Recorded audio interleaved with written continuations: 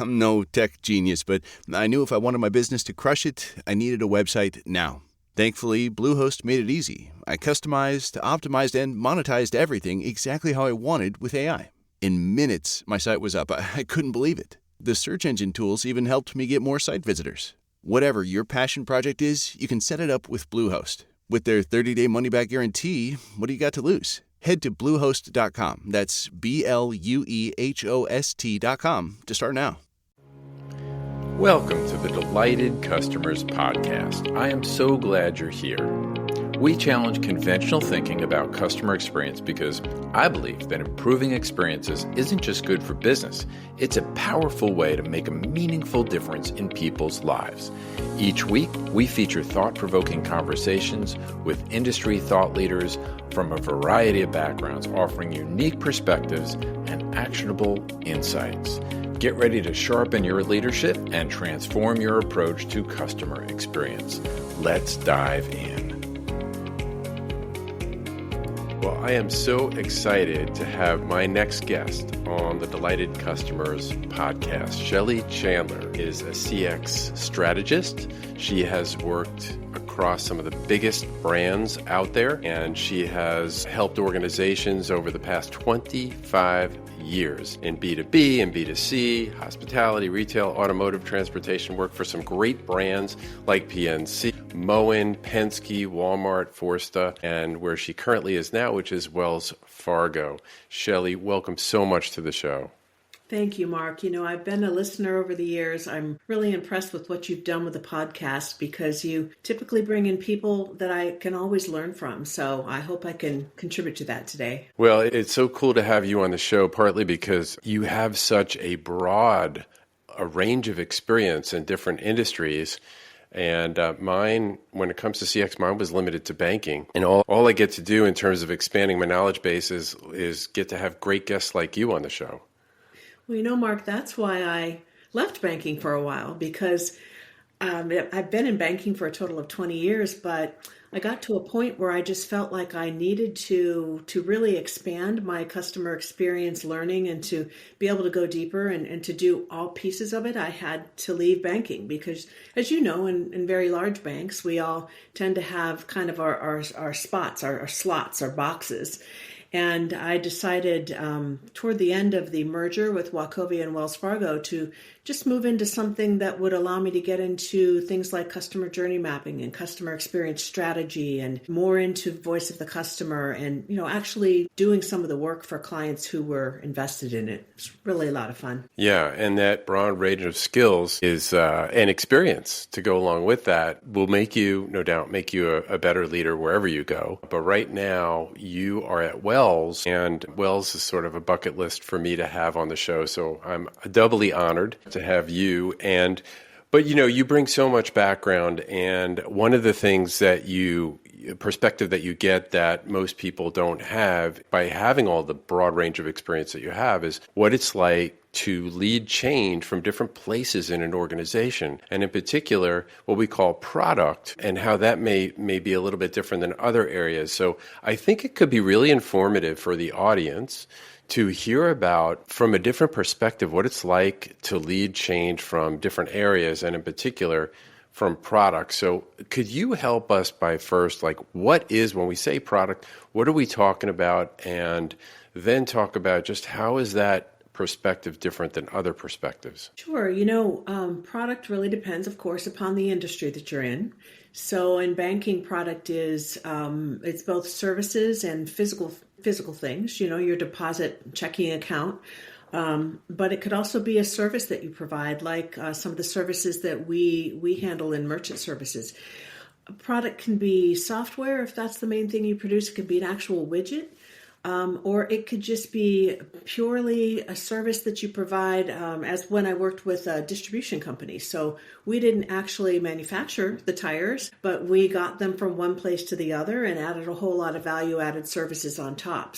But it's usually the part of the business that, let's say, is not sales, is not operations, is not customer service, and it's the one that can tend to be sometimes most important, or at least in the eyes of a lot of product people. I've had a product management title before. I've been a product manager, so I can make fun of myself there with that. But what it is though is the place that you can't hide. So if you have a poor product, you're not going to be able to hide from that. You can have a great sales organization, and I've worked at some places where the sales organization was top notch, but the product really wasn't. You can make up for things with your customer service group, but in the end, the product has got to be solid, and that's why I think it gets so much attention. So I'm going to riff off what you just said a little bit and ask your opinion. I know we both know Jean Bliss, and in her book, The Chief Customer Officer, she talked about this thing called the power core of an organization, and it was it's an interesting thing. You get in the weeds and you're not really thinking about those kind of things, but I had Sam Stern from LinkedIn on the show a couple of shows back, and he talked about they let go a number of people, but they moved him over to the power core, which is product for them. And I want to get your opinion of, how important was Jean's original philosophy around being, she said, if you're not in the power core, you at least need to dance with them. What are your thoughts on that? Yes, that hasn't changed a bit. I think the power core is also consolidating. So, I don't remember in the book if she said that marketing was part of that power core. I would suspect maybe not in some ways, because customer experience has, especially the last 5 years, has gone into one of two places, it seems like, either marketing or product in a lot of corporations. Now, in some places, it still stands alone, and that's great, but invariably, you see people get moved into one of these areas. I actually reported into operations at one point, and I know that's part of the power core. So I think that's really important too, is to, if you can, see if you can get aligned to one of those areas. It won't be an easy go in some ways, and maybe we can talk about that, but you are definitely better suited being inside that core than as a support service. I would agree. So when we talk about leading transformation, what's the view or perspective you think from the C-suite when it comes to why should they care about this? Yeah, it depends on your C-suite, obviously. Some of them, all they know about customer experience is what their NPS score is, and others believe that it's really happening in the contact center, and that's the only place. Or maybe it's the relationship management arm, the customer success team that's really customer experience. So it all really depends on how deeply they've gotten into it. The size of company matters too. The organization where I reported to the COO, so I was one down from the CEO, and that really helped because I had access to him and to his team to be able to help them grow in their CX maturity. The C-suite is really concerned mainly about numbers, about the finances of the company. And you want to be concerned about that too as a CX leader. I think in the last 4 or 5 years, and I keep using that because I believe that since COVID, things have changed so rapidly and so dramatically for customer experience professionals that we can no longer kind of hide in our own profession. We have to be really we have to be integrated into the other professions, and we have to understand financials. We have to know what the product is and how it's built and how it's sold. So if you can do that, then you're going to be more relevant to the C-suite than if you're just talking about your survey results, for example. I'm sure you've talked about that on a lot of other shows. Yeah, and just to rewind a little bit on the power core. So I think what Jean's concept of it was, and I hope I'm getting this right, is you have to figure out in your organization what is the power core. So it could be marketing, it could be a particular product. If you're in banks, it could be commercial loans, or it could be treasury management and merchant services. It could be anything, and the idea is to get in alignment with that group and make friends with that group and be tapping into that partly for what you're talking about is if you really want to make transformation, the part of the organization that holds the power is a good place to get aligned, right? Yeah, you used to look at who the CEOs were for banks, for example, and it felt to me like a lot of times they came up through commercial lending. So that was almost like a path. If not there, finance, and more companies are promoting their CFOs into those types of roles. You don't often see some of the support services making it to that level. So that should tell you something about kind of where you want to be and who you should make your best friend at work. I always say, people would ask me, when you're starting up a CX discipline within a company, who would you hire first? I said the first person I'd hire would be an analyst, because we have to get our hands around the data. And then the second person, if that were able to be a hire, and you don't always have the luxury of big teams, but it would be a person who can do the financials for me. So how do we create a CX portfolio? And let's do the business case for that. And if not that, you need to have someone that can kind of be assigned to you in finance to be sure that you are aligned with the way numbers are done at your company. Yeah, great point. Just so critical to have a good handle on the financial levers of the organization and how to prove the ROI. We're always trying to make the ROI case. And if you've got someone on your team or someone who you're friends with, that's going to really help you go a long way to transformation. I'm going to share a little beef here because we're on that trend. Yeah. Lately, I have been hearing a lot of consultants in our space say, the reason customer experience is failing is because these CX practitioners don't know how to connect what they're doing with business objectives. And there's truth in that. It is true that we worked ourselves into this small little survey box in a lot of ways. But for those who have tried to do that, it's just as much about, like you said, the CEO's understanding of customer experience, the value that it has, how they're willing to place strategic value on what our customers think, feel, need, expect, observe, all those things. So what bothers me, I think, in the industry right now is it's in fashion to say, well, CX practitioners are failing because they don't do this and that. Well, often you will take a role in customer experience and be told that that's what you're there to do, is to elevate CX maturity and to grow these things. And then you get there and you find that that's really not what they were prepared for. So I'm not speaking to my current situation, but I have been in that situation before prior to that. So it's tough when people who aren't inside the business don't understand how the business works. Yeah.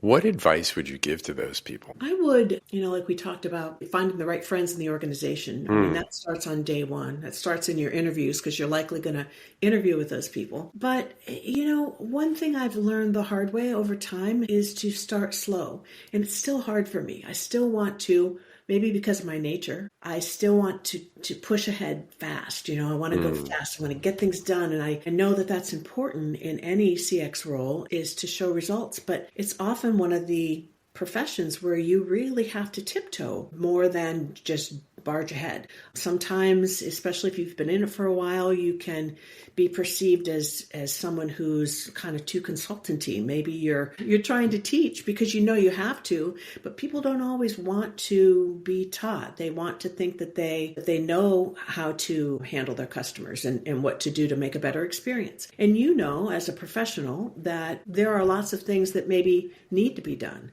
So it's really just having that balance and not charging in too hard and not trusting that what they told you were going to be able to do can happen all at once. Yeah, that's such a good point. I like to pull out gems when the guests share them so people don't roll over them too quickly. But one of those is you need to slow down sometimes in order to go faster. And part of that is, you talked earlier about stakeholders and building relationships. I think, the masterclass that I offer to people is all about this balance of getting the financials right, yes, but none of that's going to matter unless you act more like a guide than a hero and build trust. And with some people that can happen very quickly, and other people it takes longer. And so this idea of thinking, use the word strategically earlier, is strategically about who are the people across the organization. What do I know about them? What do I know about their goals, their problems, their philosophical challenges, right? And if you can't answer those questions, maybe you're going too fast. CX professionals know that every touch point matters, but managing the entire customer journey can be challenging, especially for enterprises due to disjointed data, difficulty aligning stakeholders, and struggling to secure executive support. That's where Journey Track comes in. JourneyTrack integrates journey mapping, management, and measurement, allowing you to pinpoint friction, optimize experiences, and demonstrate the ROI of CX initiatives. So you can align teams, break down silos, and then you can track improvements in real time. With JourneyTrack, you get visibility across every channel and touchpoint. No more guesswork, just clear insights and measurable results. Join the CX leaders who transform journeys into improved experiences with impactful business outcomes like reduced churn and increased customer lifetime value. Visit journeytrack.io today and see how better journeys lead to better business. Hey, I'm Ryan Reynolds. Recently, I asked Mint Mobile's legal team if big wireless companies are allowed to raise prices due to inflation. They said yes. And then when I asked if raising prices technically violates those onerous 2-year contracts, they said, "What the f*** are you talking about, you insane Hollywood ass?" So to recap, we're cutting the price of Mint Unlimited from $30 a month to just $15 a month. Give it a try at mintmobile.com/switch. $45 upfront payment equivalent to $15 per month. New customers on first 3-month plan only. Taxes and fees extra. Speed slower above 40 gigabytes. See details.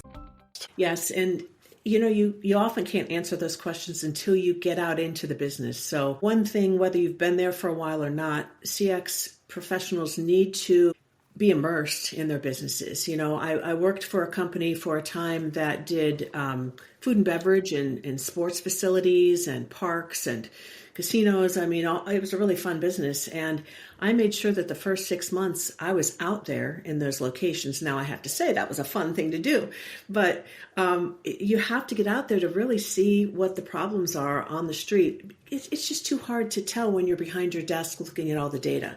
And it can be easy to get boxed into that position of being a CX person who's just looking at data without feeling it. So, one of my goals right now is to get out with our sales team, even though a lot of appointments are done virtually, but is to get on some of those, get out there to try to understand how the product is sold, what types of concessions do they have to make when they do those things. It's just really understand from each perspective what that experience is like. Well, you have just shared, I'm just going to recount some of the gems that you've already shared and then ask if there's any more strategies that you can help folks when it comes to leading transformation from product or really from anywhere else that is. So one we talked about is slow down sometimes. Slow down to get to really know the people that you need to influence to make change, because after all, we're not the ones actually making the change in the organization. We're shining a light on it and maybe providing some advice, but ultimately they're going to have to be the ones making those changes. And secondly, you said be immersed, get out there. It's one thing to be familiar with the data. It's another thing to know what it's like in real life. And then the third thing I have was align with key leaders in the organization.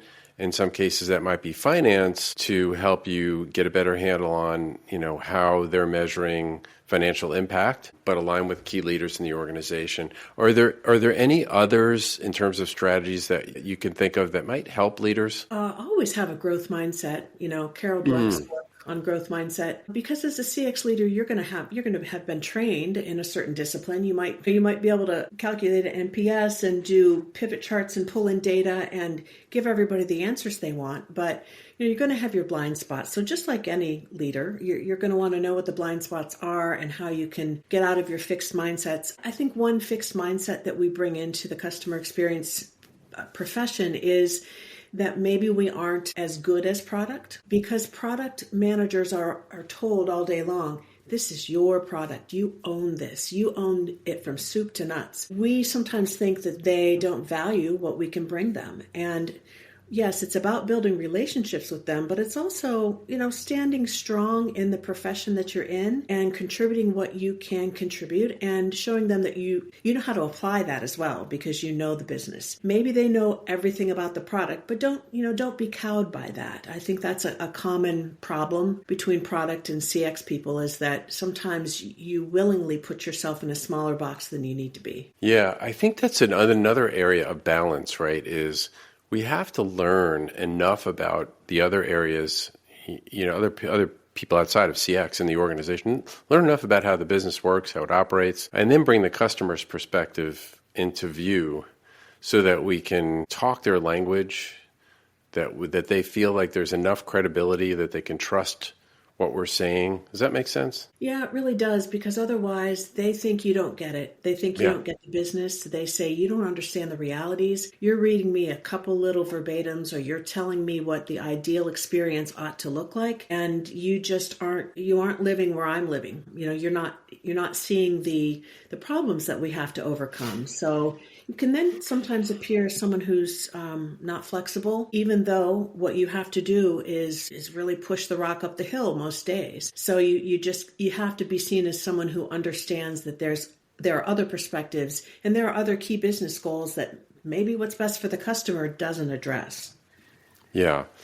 I so resonate with that. Having come, when I first ended up at the bank I was with for over 10 years, but when I first got there, I had no banking experience, and seemed like the average tenure was at least 30 years of the people there. So I was definitely, in terms of credibility, I was on the short end. And one of the things a few years in, probably should have done it way sooner, was I made friends with a senior underwriter who underwrote business loans. And he was one of really 4 key senior leaders who did underwriting. And I sat with him when he would meet with other underwriters and listen to the conversations that they would have. And then I would ask a bunch of questions. Well, why is this happening? What's happening? What's your thought process, on approving this loan?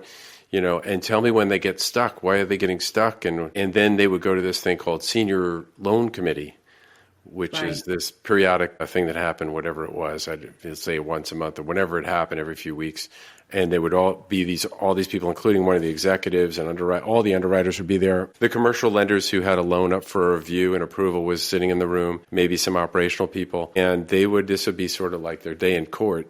And they really wanted, it's a push-pull. Banking's a little different than other businesses where you're not just trying to sell stuff. You become part owner in their business if you make them a loan. So there's a part of your own organization that's pushing back on saying yes to things. Naturally. I mean, it's a natural operational risk. That's not unusual outside of banking. Absolutely. Right. You still have to invest resources. You still have to decide at the end of the day what the best use of money is. One company where I came in to build out the CX program, I eventually got to the point, I may have said this already, but I eventually got to the point where I was, I'm not going to say I was given, but, I earned a CX portfolio of projects. So year 1 was about building. Year 2 was about, okay, now we agreed that these are the things to do, but I had to run it through the strategy team. I had to run it through every team and kind of fight for those dollars, because they could have easily gone to things that probably had more immediate positive impact on the bottom line. Some of them did have bottom line impact, but then some of them didn't. Something that executives want to keep a really close eye on as to, is what you're promising here actually going to increase our bottom line eventually? And sometimes it's eventually, and sometimes it's right away. So such a great set of recommendations, great conversation. It is getting time to land the plane, and I would like to ask you one more question, which is, what delights you as a customer? For me, I just want to be able to respect the product or service provider. And what makes me respect them is when a company has the same sense of urgency that I do, which is tough because I can be demanding. I'm in this field, and when I go out to dinner with my son, he's like, "Mom, don't embarrass us because you're just going to make it better." But I want to see that somebody cares about their business as much as I care about the experience that they're giving me. And if something goes wrong, I don't need a hero kind of experience. I don't need them to give me something. Once I was staying at a hotel in San Francisco, and I went to open the window and it fell on my hand and kind of crushed it. Oh. Almost, I think I broke a bone. Oh. But when I went to tell the hotel about it, all they wanted to do was give me points. And eventually I said, okay, give me 1,000,000 points, but all I want you to do is care. Yeah. I just want them to care, and if something happens, make it right. You don't have to go overboard, and then we're fine, because I know that you cared enough to make it right, and you'll do it again if I have another problem. That's what delights me as a customer. Shelly, we could do a whole episode on service recovery. Right. That'd be fun. Right. Oh my gosh. Well, thank you so much for being on the show. Before we leave, if somebody wanted to get a hold of you just to check in or pick your brain on something, what would be the best way? LinkedIn would be the best way. I usually am on there once a week or so. Excellent. Shelly, thank you so much for being a guest on the show. Thank you, Mark. I really enjoyed it. I hope you enjoyed this episode of the Delighted Customers Podcast. It would mean so much if you would take a moment to subscribe. You can go to Apple, Spotify, Amazon Music, or wherever you listen to podcasts, click on the plus sign or follow button, and that will ensure that you don't miss an episode, and it helps get the word out to others. While you're there, I'd love it if you leave a 5-star review. I look forward to seeing you back here next Thursday. Hey, I'm Ryan Reynolds. Recently, I asked Mint Mobile's legal team if big wireless companies are allowed to raise prices due to inflation. They said yes. And then when I asked if raising prices technically violates those onerous 2-year contracts, they said, "What the f*** are you talking about, you insane Hollywood ass?" So to recap, we're cutting the price of Mint Unlimited from $30 a month to just $15 a month. Give it a try at mintmobile.com/switch. $45 upfront payment equivalent to $15 per month. New customers on first 3-month plan only. Taxes and fees extra. Speed slower above 40 gigabytes per details.